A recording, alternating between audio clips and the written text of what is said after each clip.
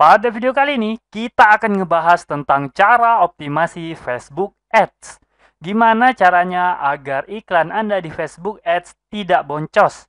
Bagaimana caranya agar Facebook Ads Anda menghasilkan konversi lebih tinggi? Tertarik? Yuk, mari kita bahas dalam video kali ini.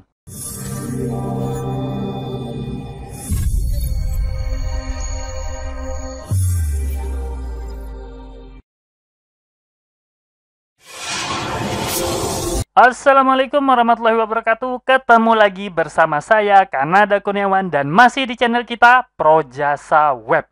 Pada kesempatan kali ini kita akan ngebahas tentang cara optimasi Facebook Ads. Cara optimasi yang kita bahas dalam video kali ini adalah panduan resmi yang dikeluarkan oleh Facebook pada halaman Facebook bisnisnya. Untuk tips yang pertama itu adalah dengan cara menambahkan motion pada gambar Anda. Jika teman-teman itu membuat Facebook Ads atau membuat iklan dengan menggunakan gambar statik atau foto aja gitu, maka coba teman-teman tambahkan motion pada gambar tersebut. Nah, dari data statistik yang dikumpulkan oleh Facebook, penambahan motion pada gambar yang statik itu dapat meningkatkan 17% tingkat konversinya. Wah, lumayan kan? 17% itu lumayan banget untuk iklan ya. Tapi mungkin ada yang bertanya di antara teman-teman ya. Maksudnya motion itu seperti apa? Nah, motion ini sama seperti grafik motion biasa ya. Teman-teman bisa lakukan umumnya itu biasanya itu pakai PowerPoint. Nah, itu kan hasilnya grafik motion biasa ya. Nah, sedangkan ini Facebook itu ada membuat fitur yang namanya Create to Convert. Fitur itu ada di dalam dashboardnya Facebook Ads. Nah, buat teman-teman yang belum tahu, ya mungkin kita akan bahas pada video berbeda ya, video terpisah. Nggak bisa kita bahas dalam video kali ini, mungkin agak panjang pembahasannya. Tapi kalau teman-teman pengen ngulik-ngulik sendiri, ada tuh di dalam dashboardnya Facebook Ads, itu kalau teman-teman cari, itu bakal ketemu Create to Convert. Nah, di situ teman-teman bisa membuat ads dari gambar yang statik atau foto-foto biasa. Nah, itu tinggal ditambahkan motion-motion tertentu gitu ya. Oke, itu tips yang pertama. Nah, tips kedua itu adalah tambahkan motion pada story ad. Jadi kalau teman-teman bikin story ads, maka juga tambahkan motion gitu. Jangan biarin story ads-nya itu hanya gambar statik. Karena apa? Karena dengan menambahkan motion pada story ads teman-teman, itu meningkatkan kemungkinan add to cart-nya, konversi add to cart-nya itu sampai 88%. 88% di sini adalah interval kepercayaan ya teman-teman ya. Buat teman-teman yang juga belum pernah dengar tentang interval kepercayaan, saya udah sediain link ya pada artikel ini. Nanti teman-teman tinggal kunjungi aja artikel Projasa Web ini. Nah, ini ada linknya penjelasan tentang interval kepercayaan. Yang jelas, cara bacanya itu seperti ini. Jadi, ada kemungkinan 88% story ads teman-teman itu, kalau menggunakan motion, itu akan menghasilkan konversi masuk ke keranjang atau add to cart itu lebih banyak. Ada 88% kemungkinannya. Nah, itu gede banget ya, hampir 100%. Jadi hampir pasti dapat menghasilkan konversi itu lebih banyak.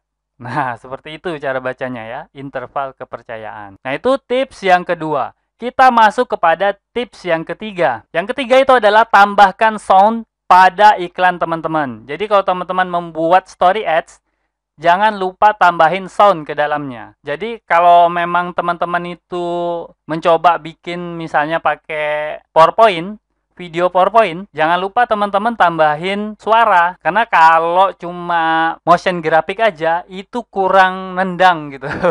Kurang efektif story ads-nya. Dan ini interval kepercayaannya itu sampai 80% ya.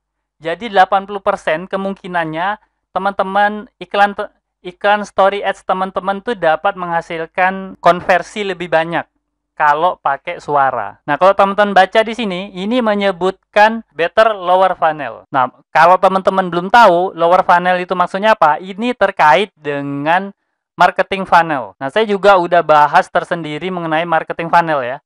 Yang jelas, secara singkat, marketing funnel atau funnel bagian bawah ini maksudnya berhubungan dengan konversi. Artinya dapat meningkatkan konversi teman-teman. Nah, kemudian kita masuk kepada tips yang ketiga.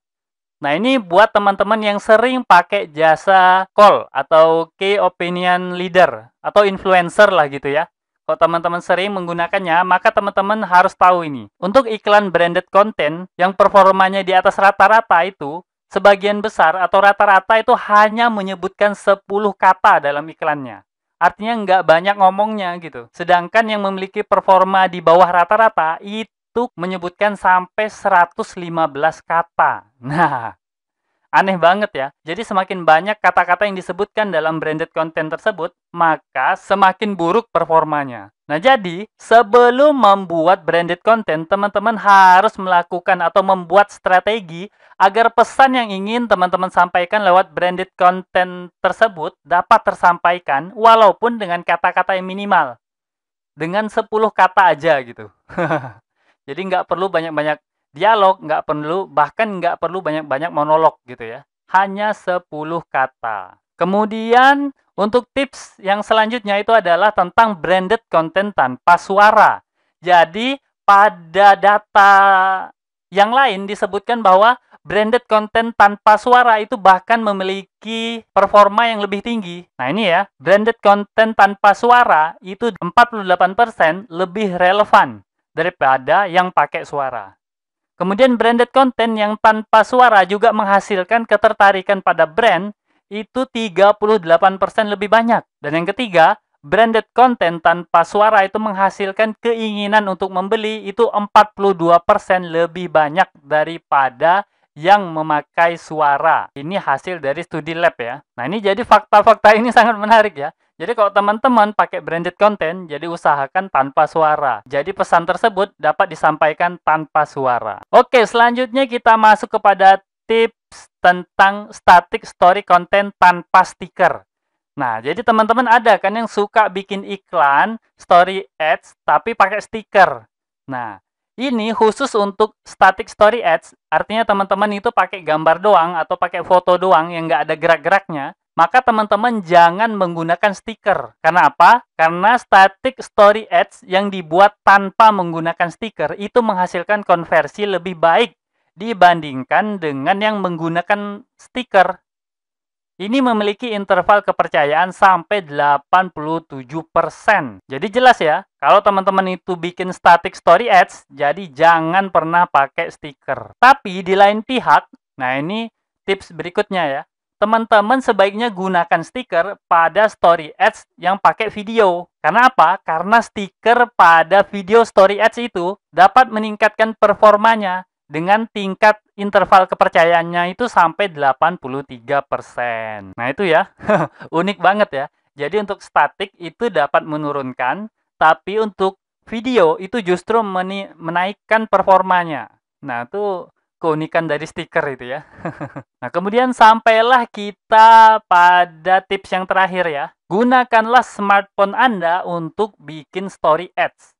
Jadi, story ads itu, kalau teman-teman bentuknya video, usahakan gunakan smartphone Anda untuk nge-shoot video tersebut. Jadi usahakan story ads itu terlihat alami gitu. Jangan teman-teman pakai foto studio atau video yang diambil di studio gitu. Karena secara umum, user Facebook itu lebih ingin melihat story yang dibuat menggunakan kamera handphone Anda daripada story yang dibuat dalam studio. Disarankan teman-teman bikin video story ads dengan konsep DIY atau do it yourself, lalu teman-teman tambahin stiker, kemudian teman-teman tambahin native typography untuk meningkatkan hasilnya. Nah itu dia ya, beberapa tips atau saran untuk mengoptimasi Facebook Ads teman-teman yang didapat langsung dari Facebooknya sendiri.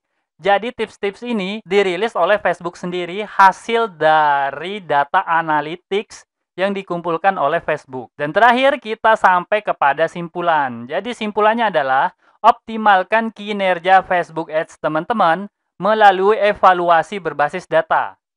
Beberapa tips di atas adalah contoh optimasi berbasis data. Jadi data itu dikumpulkan oleh Facebook, kemudian dikompilasi menjadi beberapa tips tersebut. Kemudian tidak ada tips sakti untuk semua bisnis.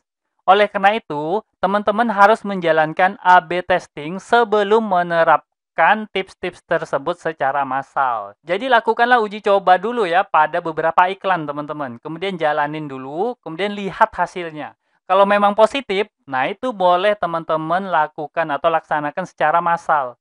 Tapi kalau memang nggak terbukti itu efektif, ya teman-teman coba lakukan tips-tips yang lain. Walaupun ini data dirilis oleh Facebook sendiri, bisa jadi ada beberapa tips yang nggak sesuai dengan bisnis teman-teman. Karena setiap bisnis itu pasti berbeda ya, nggak bisa disamakan. Oke, mungkin itu aja beberapa tips yang bisa saya sampaikan dalam video kali ini. Semoga aja beberapa tips tersebut bermanfaat buat teman-teman. Dan saya akhiri, Assalamualaikum warahmatullahi wabarakatuh. Oke, seperti biasa, jika ada yang salah dari apa yang saya sampaikan, tolong teman-teman ingatin ya. Jangan sampai nggak diingatin, supaya saya dapat melakukan perbaikan pada channel ini dan pada diri saya sendiri. Dan jika ada pendapat yang berbeda, teman-teman bisa masukin ke kolom komentar, supaya kita bisa berdiskusi. Jika ada masukan, teman-teman jangan sungkan untuk menyampaikannya, karena saya sangat terbuka dengan segala macam masukan. Dan jika teman-teman memiliki usulan pembahasan, cantumkan juga di kolom komentar, supaya semua usulan teman-teman dapat saya wujudkan dalam bentuk video. Buat yang belum tahu, video ini adalah bagian dari program Akademi Projasa Web, tempat di mana teman-teman bisa belajar digital marketing secara gratis. Caranya mudah, cukup kunjungi projasaweb.com/akademi. Ada ratusan artikel dan video yang dapat teman-teman pelajari.